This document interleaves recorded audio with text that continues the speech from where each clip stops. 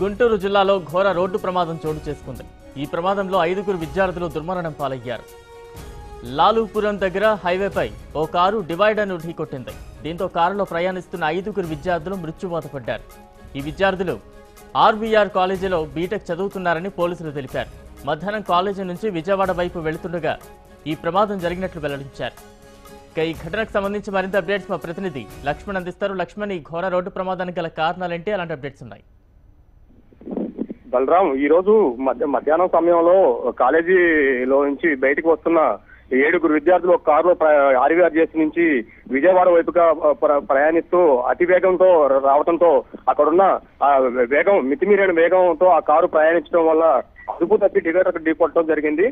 ఈ ఘటనలో అయితే మాత్రం 5గురు అయితే అక్కడికక్కడే మృతి చెందిన పరిస్థితి అయితే ఉంది. మరో ఇద్దరిని కూడా గుంటూరు జీజీహెచ్కి తరలించారు. ఈ కారు వేగం నియంత్రించుకోకపోవడం వల్ల కూడా ఈ డివైడర్ కొట్టడం, ఆ డివైడర్ కొట్టినా కానీ కారు ఆగకుండా వెళ్లి మళ్ళీ అక్కడ ఎదురుగా వస్తున్న ఒక లారీని కూడా ఢీకొట్టడం జరిగింది. ఆ లారీ కూడా అక్కడ బోల్తా కొట్టింది.